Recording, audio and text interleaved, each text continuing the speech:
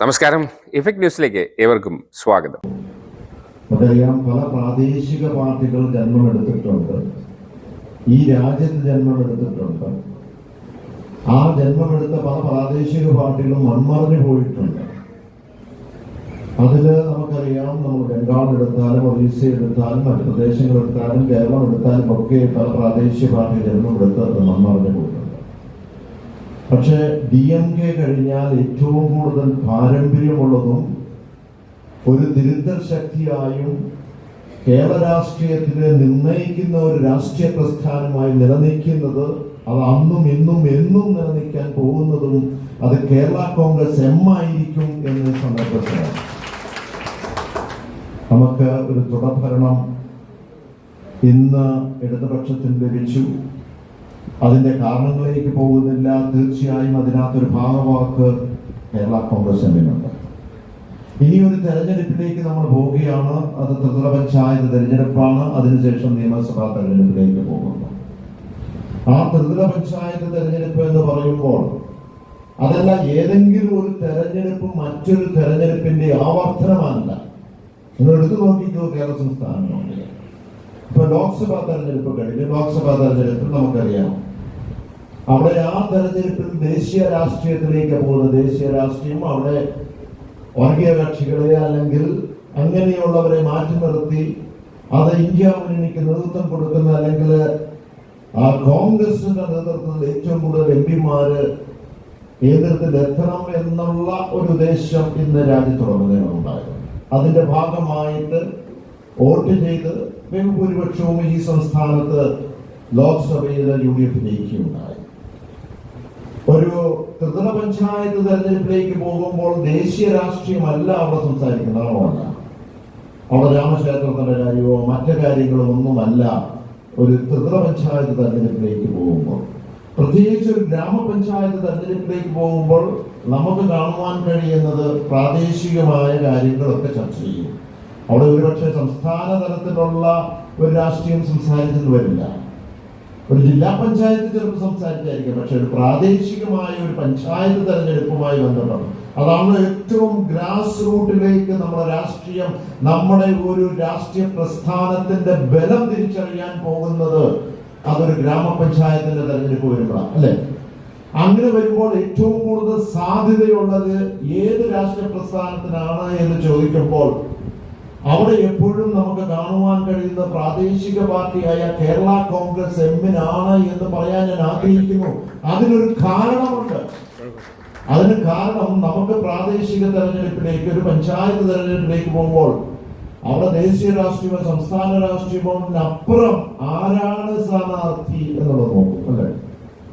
ആ സ്ഥാനാർത്ഥിക്ക് ഒരു മികവുള്ള ഒരു രാഷ്ട്രീയ പ്രസ്ഥാനത്തിന്റെ പിന്തുണയുണ്ടോ?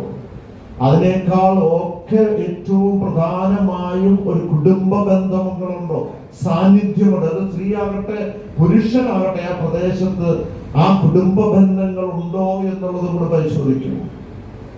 ആ കുടുംബ ബന്ധം ഇന്ന് ഏറ്റവും കൂടുതൽ ഉള്ളത് ഏത് ദേശീയ പാർട്ടിയേക്കാൾ കൂടുതൽ, ഇന്ന് കോൺഗ്രസോ BJP ഏത് ദേശീയ പാർട്ടിയേക്കാൾ കൂടുതൽ ആ കുടുംബ ബന്ധമുള്ളത് ഞാൻ പറയും അത് കേരള കോൺഗ്രസിനാണെന്ന് പറയും.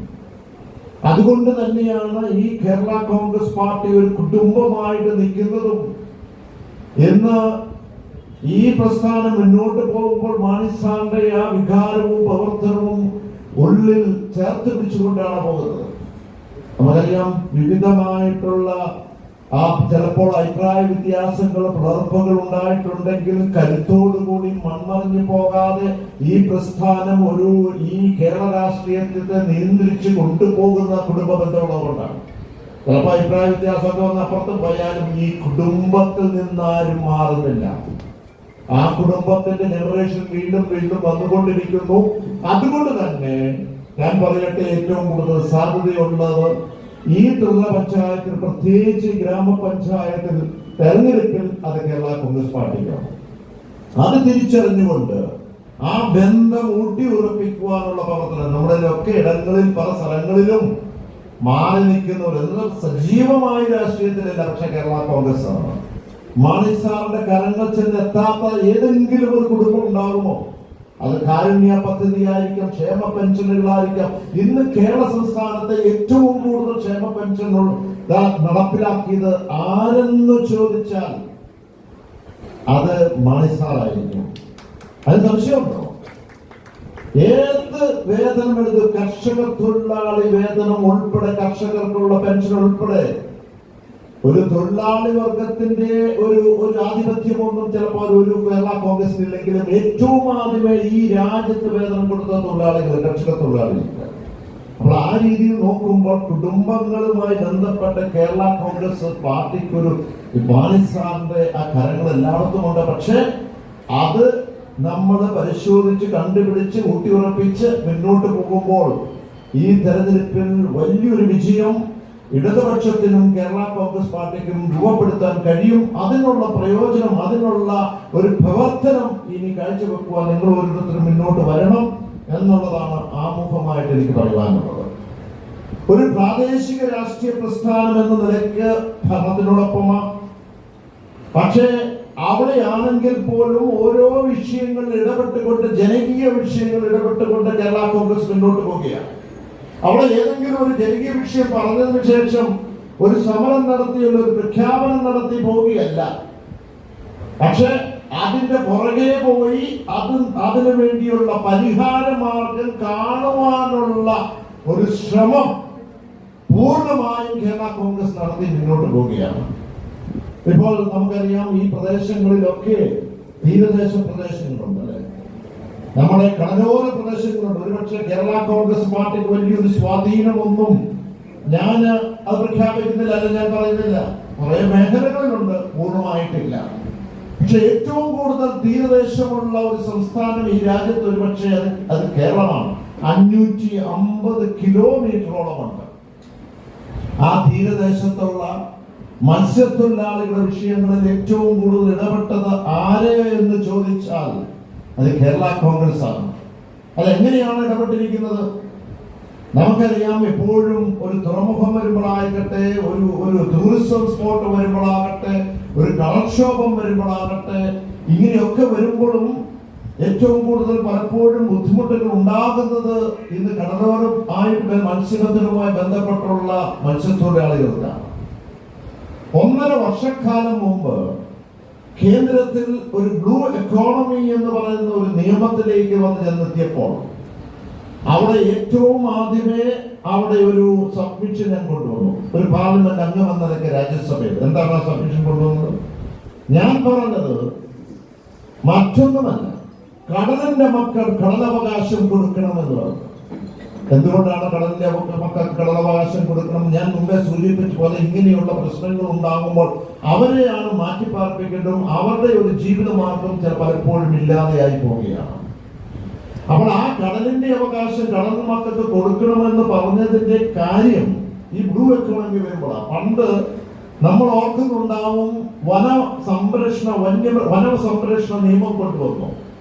ആ നിയമം കൊണ്ടുവന്നു കഴിഞ്ഞപ്പോൾ ആദിവാസികളായ ആളുകൾ, ആ ആദിവാസികൾ വനത്തിൽ താമസിക്കുന്നവർക്ക് അതിനകത്ത് താമസിക്കാൻ പറ്റാത്ത ഒരു ഘട്ടത്തിലേക്ക് എത്തി. കാരണം നിയമം ജനങ്ങൾ അതിനകത്ത് താമസിക്കാൻ പാടില്ല വനത്തിൽ. അവിടെ വൃക്ഷങ്ങളും അതുപോലെ വന്യമൃഗങ്ങളെ സംരക്ഷിക്കണം. അപ്പൊ അവര് പുറത്തു പോകും. എല്ലാ പ്രദേശങ്ങളിലും, എല്ലാ ആലപ്പുഴ ഒഴികെയുള്ള മറ്റെല്ലാ ജില്ലകളിലും വനപ്രദേശങ്ങളിലും വനത്തിനുള്ളിലും ആദിവാസികളുണ്ട്. അപ്പോൾ അവർക്ക് പുറത്തു പോകേണ്ട ഒരു സാഹചര്യം വന്നപ്പോൾ 2008 അവിടെ ഒരു ഫോറസ്റ്റ് റൈറ്റ് ആക്ട് എന്ന് പറയുന്ന ഒരു ആക്ട് കൊണ്ടുവന്നു. ആ ആക്ട് പ്രകാരം അങ്ങനെയുള്ള ആദിവാസികൾക്ക് വനത്തിനകത്ത് ജീവിക്കുവാനും അവിടെ പശുവിനെ മേയിക്കുവാനും അവിടെ കൃഷി ചെയ്യുവാനുള്ള അനുവാദം കൊടുത്തു. എന്ന് പറഞ്ഞതുപോലെ നിബന്ധനകളാകാം, പക്ഷേ കടലിന്റെ മക്കൾ മത്സ്യത്തൊഴിലാളികൾക്ക് അവർക്കൊരു അവകാശം, എന്ത് വികസനമാകട്ടെ അവർക്കൊരു അവകാശം കൊണ്ടുവരണം. നമുക്കറിയാം, ഈ അടുത്ത നാളിൽ കൊല്ലത്ത് കേന്ദ്രം ഒരു പ്രഖ്യാപനം, ഒരു ടെൻഡർ കൊടുത്തു. എന്തിനാണ്? കടൽ മണൽ ഖനനം എന്നുള്ള തീരുമാനമെടുത്തു. 242 സ്ക്വയർ കിലോമീറ്റർ മണൽ ഖനനമായി പ്രഖ്യാപിച്ച് ടെൻഡർ കൊടുത്തു. ഇവിടെയുള്ളവരും ആരും ഇതുമായി ബന്ധപ്പെട്ട ഒരു ചർച്ച നടത്തുകയോ ഒരു പത്രത്തിൽ വാർത്ത വരികയോ ചെയ്തില്ല. പക്ഷേ ഇതുമായി ബന്ധപ്പെട്ട് പാർലമെന്റിനകത്ത് ഞാൻ അവതരിപ്പിച്ചു, ഇത് ഒരിക്കലും നടപ്പിലാക്കാൻ പാടില്ല. കാരണം ഒന്നാം മത്സ്യബന്ധനത്തിനെ ബാധിക്കും, മത്സ്യത്തൊഴിലാളികളെ ബാധിക്കും, കാലാവസ്ഥയെ ബാധിക്കും, മാത്രമല്ല ഇതുമായി ബന്ധപ്പെട്ട് ഖനനം നടക്കുമ്പോൾ ഒരു പൈസ പോലും ഇന്ന് ഈ പറയുന്ന മത്സ്യത്തൊഴിലാളിക്ക് ലഭിക്കുന്നില്ല. അങ്ങനെ വരുന്ന ഒരു സാഹചര്യത്തിൽ ഇതിനെ നിർത്തലാക്കണമെന്ന് വാദിച്ചു. അത് കഴിഞ്ഞതിനു ശേഷം ഇതിന്റെ ഗൗരവം മനസ്സിലാക്കി ഇവിടെ നിയമസഭയ്ക്കകത്ത് പ്രതിപക്ഷവും ഭരണപക്ഷവും അവിടെ പ്രമേയം പാസാക്കി. ആ പ്രമേയം പാസാക്കിയത് കേരള കോൺഗ്രസ് ഈ വിഷയം പാർലമെന്റിനകത്ത് അതിനകത്ത് ഏറ്റെടുത്തതിനു ശേഷമാണ്.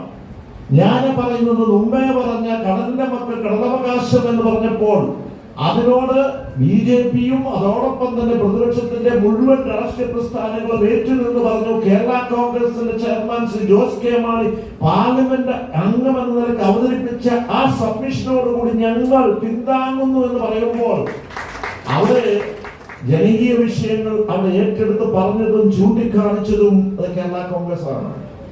ആ ടെൻഡർ നടപടികളുമായി മുന്നോട്ട് പോകുമ്പോൾ കേന്ദ്രം പോകുമ്പോൾ അതിന്റെ പോരാട്ടം നമ്മൾ നടത്തുന്നു. അതിന്റെ ആ പിറ്റേ ദിവസം തന്നെ കേരള കോൺഗ്രസ് ശക്തികുളങ്ങരയിൽ രാവിലെ 7 മണിക്ക് അവർ ധർണ നടത്തി.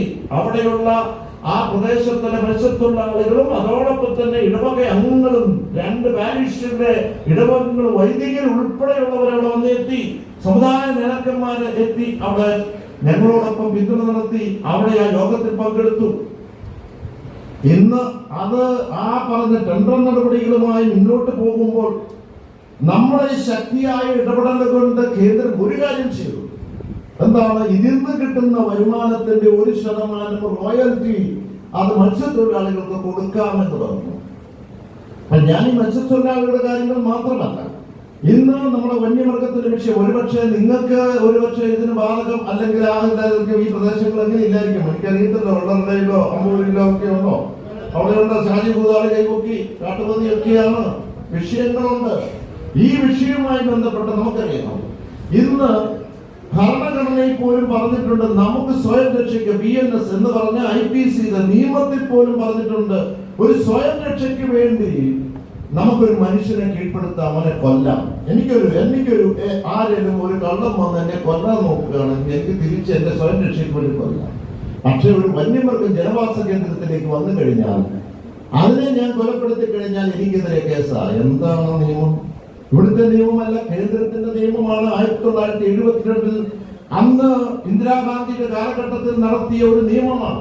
ആ നിയമത്തിൽ ഒരു തെറ്റുപറ്റി. എന്താണെന്ന് ചോദിച്ചാൽ വന്യമൃഗത്തിനെ സംരക്ഷിക്കേണ്ടത് അതിന്റെ നിർവചനം എവിടെയാ വേണം എന്നുള്ളത് അതിനകത്ത് പറഞ്ഞില്ല. അത് വനത്തിനകത്തായിരുന്നു വേണ്ടിയിരുന്നത്, വനത്തിന്റെ പുറത്തല്ല. അപ്പോൾ ഇതുമായി ബന്ധപ്പെട്ട നിരന്തരമായ പോരാട്ടം നടത്തുകയും അത് നമ്മുടെ സംസ്ഥാനത്തും കേന്ദ്രത്തിലും ഇവിടുന്ന് കേരള കോൺഗ്രസിന്റെ MLA-മാർ മുഴുവൻ ഡെലിഗേഷനായി തിരുവനന്തപുരത്ത് പോയി, അവിടെ പോയി ഡൽഹിയിൽ പോയി അവിടെ ധർണ നടത്തുകയും മന്ത്രിയെ കാണുകയും ഇതിനെ പറ്റിയുള്ള വാദം ഓരോ ക്ലോസ് ബൈ ക്ലോസ് കേന്ദ്രമന്ത്രിയെ പറഞ്ഞ് മനസ്സിലാക്കുകയല്ല പറഞ്ഞു. ഇങ്ങനെയല്ല, ഇതിനെതിരെ കേസെടുക്കാൻ പാടില്ല. ഇതൊരു പ്രിസംപ്ഷന്റെ കാര്യത്തിലാണ് എടുത്തിരിക്കുന്നത്. ഞങ്ങൾക്ക് സ്വയം രക്ഷ തരാമെന്ന് 11(2) വന്യമൃഗ സംരക്ഷണ ബില്ലിൽ അതിനകത്ത് തന്നെ പറഞ്ഞിട്ടുണ്ട്. സ്വയം രക്ഷയ്ക്ക് വേണ്ടി ഒരു വന്യമൃഗത്തിനെ കൊലപ്പെടുത്താമെന്ന് പറഞ്ഞിട്ട് പോലും ഇതിനെതിരെ കേസെടുക്കുന്നത് തെറ്റാണ് എന്ന് പറഞ്ഞപ്പോൾ അത് ശരിയാണ്.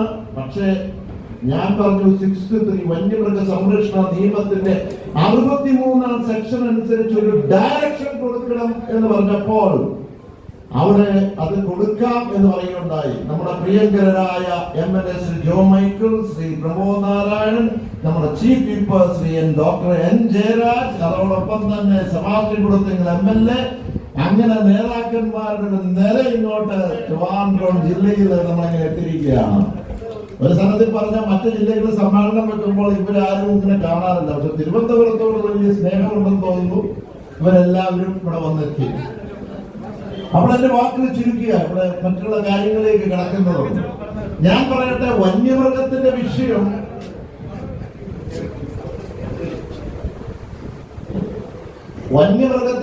ഇവിടെ നിൽക്കുമ്പോഴും നമ്മൾ വന്യമൃഗത്തിനെ ഒന്നും നശിപ്പിക്കണമെന്ന് പറയുന്നില്ല. പക്ഷെ ഇവിടെ തെരുവ് നായയുടെ വിഷയമുണ്ടോ? അതേ ഉള്ളൂ എന്ന് പറയുന്നു. ഈ തെരുവ് നായയുടെ വിഷയത്തിലും ഞാൻ ഓർക്കുന്നു, മുഖ്യമന്ത്രി MP-മാരുടെ യോഗത്തിൽ വിളിച്ചുകൂട്ടിയപ്പോൾ ഏറ്റവും ശക്തമായിട്ട് അവിടെ ഇതിനുമായി ബന്ധപ്പെട്ട് ഇടപെടണം എന്ന് പറഞ്ഞ വ്യക്തിയാണ് കേരള കോൺഗ്രസ്. വന്യമൃഗത്തിന്റെ വിഷയത്തിൽ ഇപ്പോൾ നിയമ ഭേദഗതി ഉണ്ടായിട്ടുണ്ടെങ്കിൽ അതിനുള്ള നടപടികൾ എനിക്കറിഞ്ഞുകൂടെ. ആ നിയമം ഇന്ന് കൊണ്ടുവന്നു അസംബ്ലിക്കകത്ത് വന്യമൃഗത്തിൽ ഇന്ന് വന്നു. അതെ, അവിടെ പ്രസംഗിച്ചു. അങ്ങനെ ഒരു തീരുമാനത്തിലേക്ക്, അങ്ങനെ ഒരു ഇടപെടലിലേക്ക് കേരള സംസ്ഥാനം വന്നിട്ടുണ്ടെങ്കിൽ അത് മലയോര കർഷകർക്ക് മാത്രമല്ല, ഇന്ന് വന്യമൃഗം കാട്ടുപന്നിയൊക്കെ താഴോട്ട് വരിക. അപ്പോൾ അതിനകത്ത് തീർച്ചയായും അതിന് ഇടപെടൽ കേരള കോൺഗ്രസിന്റെ ഉണ്ട്. ഇനിയും ചിലപ്പോ പോരാട്ടങ്ങൾ നടത്തേണ്ടി വരും. ഞാൻ പറഞ്ഞു വരുന്നത് ഇപ്പൊ തെരുവുനായ വിഷയമാണ്. കഴിഞ്ഞ 6 മാസക്കാലം കൊണ്ട് പത്രത്തിൽ വന്ന റിപ്പോർട്ടുകൾ 1,23,000 ആളുകളെ തെരുവുനായി കടിച്ചു. എത്ര പേരാണ് പേവിഷബാധ മരണമടഞ്ഞത്? ഏറ്റവും ഒരു പക്ഷിപ്പനി വരുമ്പോഴും പന്നിപ്പനി വരുമ്പോഴും നമ്മൾ കാണുന്നത് ആ വർഗത്തിനെ മുഴുവൻ കൊന്നൊടുക്കുന്നുണ്ട്. പക്ഷെ പേ പിടിച്ച ഒരു പട്ടി, ഒരു നായ അതിനെ കൊല്ലാൻ സമ്മതിക്കില്ല. അതെന്തൊരു നിയമമാണ്? കേന്ദ്രത്തിന്റെ വീണ്ടും ഒരു നിയമമാണ്. അത് നമ്മുടെ ഈ പറഞ്ഞ domestic cruelty against domestic animal എന്ന് പറയുന്ന അതിനകത്തുള്ളതാണ്. അപ്പോൾ അവിടെ നിയമ ഭേദഗതി വേണം. ഞാൻ അവിടെ അതിനകത്ത് വാദിച്ചു. അതിനകത്ത് വാദിച്ചത് പക്ഷിപ്പനിയും പന്നിപ്പനി വരുമ്പോൾ കൊല്ലുവാൻ അവകാശമുണ്ടെങ്കിൽ ഇങ്ങനെയുള്ള പേവിഷബാധ ബാധിച്ച തെരുവ് നായ്ക്കൾ, തെരുവ് നായ്ക്കളുടെ ഡെഫിനിഷൻ എന്ന് പറയുന്നത് ഡൊമസ്റ്റിക് ആനിമൽ എന്ന ഒരു ഡെഫിനിഷൻ പറയുമ്പോൾ എല്ലാ പട്ടികൾക്കും ഒരു ഉടമസ്ഥൻ ഉണ്ടാകണം. ഉടമസ്ഥനില്ലാത്ത നായ്ക്കളെ കൂട്ടിലടയ്ക്കണം. ഞാൻ ഇതോടെ പറഞ്ഞു, ഇന്ന് വനത്തിലുള്ള മൃഗങ്ങൾ, പുലിയും കടുവയൊക്കെ പുറത്തേക്ക് വരുന്ന ഭക്ഷണമില്ലെന്നാണ് പറയുന്നത്. അതിനകത്ത് അത് ജീവിക്കുന്ന മറ്റു മൃഗങ്ങളെ തിന്നാണ്. ഈ പട്ടിയൊക്കെ പിടിച്ച് വനത്തിൽ കൊണ്ട് ഇടാനും പറഞ്ഞിട്ടുണ്ട്. തെറ്റുണ്ടോ? വനത്തിൽ കൊണ്ട് അതിന്റെ ഒരു ഭക്ഷണമായിട്ട് കൊടുക്കട്ടെ. അപ്പോൾ ആ വിഷയമായാലും ഇന്ന് നെൽകർഷകരുടെ വിഷയമാണ്. നമുക്കറിയാം, നെൽകർഷകരുമായി ബന്ധപ്പെട്ട് 28 രൂപ 20 പൈസയാണ് ഇപ്പൊ നെൽകർഷകർക്ക് 1 കിലോയ്ക്ക് കൊടുക്കുന്നുണ്ടെങ്കിൽ അത് 40 രൂപയായിട്ട് ഉയർത്തണം. അതിന്റെ പണം എവിടെയാണ് എന്ന് പോലും ഭൂമി തരം മാറ്റിയ വിഷയത്തിൽ അതിനകത്ത് കിട്ടുന്ന ഈ പറയുന്ന സ്വരൂപിക്കുന്ന ഫണ്ട് അത് തീർച്ചയായും ഇതുമായി ബന്ധപ്പെട്ട നെൽ അഭിവൃദ്ധിക്ക് വേണ്ടി ഉപയോഗിക്കണം. അത് കോടതി തന്നെ പറഞ്ഞിട്ടുണ്ട്. ഇതുമായി ബന്ധപ്പെട്ട 40 രൂപയാക്കണമെന്നുള്ള ആവശ്യപ്പെട്ടു. ആ 40 രൂപ ആക്കുന്നത് വെറുതെ കൂട്ടുന്നതല്ല, പക്ഷെ അതിന്റെ കണക്കുകൾ അവതരിപ്പിച്ചുകൊണ്ടാണ്. ഇന്ന് നമുക്കറിയാം ബഫർ ബന്ധപ്പെട്ടുള്ള വിഷയം. ഇങ്ങനെ നിരവധി ഓരോ കാര്യങ്ങളും സാമൂഹ്യ വിഷയങ്ങളിൽ കേരള കോൺഗ്രസ് ഏറ്റെടുത്തുകൊണ്ട് മുന്നോട്ട് പോകുമ്പോൾ അവിടെ എന്തെങ്കിലും ഭരണം നോക്കിയോ പ്രതിപക്ഷമാണോ ഭരണപക്ഷമാണോ ഒന്നും നോക്കിയല്ല, ജനകീയ വിഷയങ്ങൾ ഏറ്റെടുത്തുകൊണ്ട് മുന്നോട്ട് പോകുന്നുണ്ട്. അപ്പോൾ അതുകൊണ്ട് തന്നെയാണ് ഇന്ന് കേരള കോൺഗ്രസ് പാർട്ടിക്ക് ഏറ്റവും കൂടുതൽ സ്വീകാര്യതയുള്ളത് നമ്മൾ ജനങ്ങളുടെ വിഷയം ഏറ്റെടുത്തുകൊണ്ട് അതിലിടപെട്ടുകൊണ്ട് അതിന് പരിഹാരം കാണുവാനുള്ള ശ്രമം നടത്തുന്നു. അതിനകത്ത് തീർച്ചയായിട്ടും നമുക്കറിയാം, നമ്മൾ ഈ പഞ്ചായത്ത് തെരഞ്ഞെടുപ്പിൽ ഞാൻ ആമുഖമായി പറഞ്ഞതുപോലെ വലിയൊരു മുന്നേറ്റം, അതിനൊരു സംശയവുമില്ല, ഒരു മുന്നേറ്റം ഇടതുപക്ഷ ജനാധിപത്യ മുന്നണിക്കുണ്ടാകും.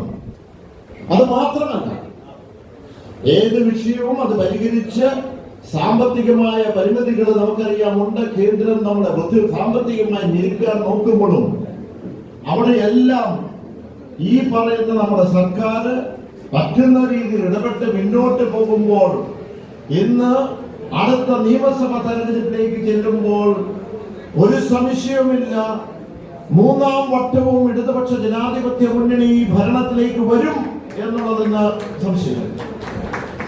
കേരള കോൺഗ്രസ് പാർട്ടി ഇന്ന് എല്ലാ ജില്ലകളിലും ഇതുപോലുള്ള സമ്മേളനം നടത്തി വരികയാണ്. അത് പ്രാദേശികമായ നിയമസഭാ മണ്ഡലത്തിൽ നടക്കുകയാണ്, സ്ഥലത്തിൽ നടക്കുകയാണ്, വാർഡ് തലത്തിൽ നടക്കുകയാണ്. തീർച്ചയായും ഒരു പ്രാദേശിക രാഷ്ട്രീയ പ്രസ്ഥാനം എന്ന നിലയ്ക്ക് ദേശീയ പാർട്ടികൾക്കൊക്കെ ചിലപ്പോൾ ചില കാര്യങ്ങളോട് ചില തീരുമാനങ്ങൾ എടുക്കുമ്പോൾ ചിലപ്പോൾ വിട്ടുവീഴ്ചകൾ ചെയ്യേണ്ടി വരും. പക്ഷേ ഒരു പ്രാദേശിക പാർട്ടി എന്ന നിലയ്ക്ക് കേരള കോൺഗ്രസ് പാർട്ടിക്ക് ഒരു വിട്ടുവീഴ്ചയും ഇല്ലാതെ നിലപാടുകൾ ഉറച്ചതെടുക്കാൻ കഴിയും. അവിടെ ഭരണമോ മറ്റു കാര്യങ്ങളോ നോക്കിയല്ല, അങ്ങനെ എപ്പോഴും എടുത്തിട്ടുണ്ട്, ഇപ്പോഴും എടുത്തിട്ടുണ്ട്, എന്നും എടുക്കും. അതുകൊണ്ട് തന്നെയാണ് ജനങ്ങൾ നമ്മളോടൊപ്പം നിൽക്കുന്നത്. അതുകൊണ്ട് ശക്തമായി ഈ തെരഞ്ഞെടുപ്പ് പഞ്ചായത്ത് തെരഞ്ഞെടുപ്പ്, നിയമസഭാ തെരഞ്ഞെടുപ്പുമായി ബന്ധപ്പെട്ട് നമുക്കെല്ലാവർക്കും ഒരുമിച്ച് ചേർന്ന് മുന്നോട്ട് പോകാം എന്ന് മാത്രം പറഞ്ഞുകൊണ്ട് ഒരിക്കൽ കൂടി ഇവിടെ വന്നിരിക്കുന്നവരെ എല്ലാവർക്കും നന്ദി നേർന്നുകൊണ്ട് സന്തോഷപൂർവ്വം ഈ സമ്മേളനം ഉദ്ഘാടനം ചെയ്ത് അറിയിക്കുന്നു. നന്ദി, നമസ്കാരം.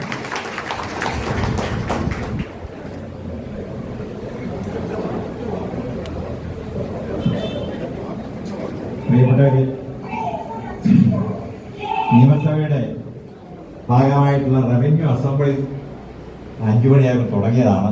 അപ്പോൾ ഞങ്ങൾക്ക് 3 പേർക്ക്, കോട്ടയം ജില്ലയുടെ അസംബ്ലിയാണ്, നമ്മുടെ 2 MLA-മാർക്ക് 3 പേർക്ക് അവിടെ ചെല്ലേണ്ടതാണ്. അതുകൊണ്ടാണ് ഞങ്ങൾ അധിക സമയം ചെലവഴിക്കാതെ പെട്ടെന്ന് പോകുന്നത്. ഏതായാലും പ്രിയപ്പെട്ട പാർട്ടി ചെയർമാൻ ഉൾപ്പെടെയുള്ള നമ്മുടെ നേതാക്കന്മാരെല്ലാം ഉണ്ട്. വളരെ നല്ല നിലയിൽ നമ്മുടെ കൺവെൻഷൻ സംഘടിപ്പിച്ച പ്രിയപ്പെട്ട ജില്ലാ പ്രസിഡന്റ് സഹായ നാടാര്, അദ്ദേഹത്തിൻ്റെ കൂടെയുള്ള അദ്ദേഹത്തിൻ്റെ മറ്റ് നേതാക്കന്മാർ എല്ലാവരെയും വളരെ ആത്മാർത്ഥമായിട്ട് അഭിനന്ദിക്കുന്നു. ഇവിടെ സൂചിപ്പിച്ചതുപോലെ കേരളത്തിലെ ജനകീയ പ്രശ്നങ്ങളിൽ കേരള കോൺഗ്രസ് പാർട്ടിയുടെ ശബ്ദം ശ്രദ്ധിക്കപ്പെടുന്നു എന്നുള്ളതിൻ്റെ ഏറ്റവും പ്രധാനപ്പെട്ട ഉദാഹരണമാണ് ഇവിടെ നമ്മുടെ പാർട്ടിയുടെ പ്രിയങ്കരനായ ചെയർമാൻ. അദ്ദേഹം കുറേ കാലമായിട്ട് ഉയർത്തുന്നതിന് പ്രധാനപ്പെട്ട വിഷയമായിരുന്നു വനം മേഖലയിൽ താമസിക്കുന്ന ആളുകളെ സംബന്ധിച്ചിടത്തോളം വന്യജീവികളുമായിട്ടുള്ള സംഘർഷത്തിൻ്റെ പ്രശ്നങ്ങൾ. ഇനിയിപ്പോൾ കേരള നിയമസഭയിൽ 2 ബില്ലുകൾ ഇന്ന് ചർച്ചയ്ക്കെടുത്തു. അതിൻ്റെ സബ്ജക്ട് കമ്മിറ്റി കൂടുന്നതുകൊണ്ടാണ് ബഹുമാനപ്പെട്ട മന്ത്രി ഈ യോഗത്തിൽ പങ്കെടുക്കാൻ വൈകുന്നത്. അപ്പോൾ തീർച്ചയായിട്ടും നമ്മുടെ ശബ്ദം ഇടതുപക്ഷ മുന്നണിയിലും കേരളത്തിലെ പൊതുസമൂഹത്തിലും കേൾക്കുന്നു എന്നുള്ളതാണ് ഏറ്റവും പ്രധാനപ്പെട്ട കാര്യം. അപ്പോൾ തീർച്ചയായിട്ടും ഒരുമിച്ച് മുമ്പോട്ട് പോകാം എന്ന് മാത്രം സൂചിപ്പിച്ചുകൊണ്ട് ഒരിക്കൽ കൂടി നിങ്ങൾക്ക് എല്ലാ അഭിവാദ്യങ്ങളും അർപ്പിച്ചുകൊണ്ട്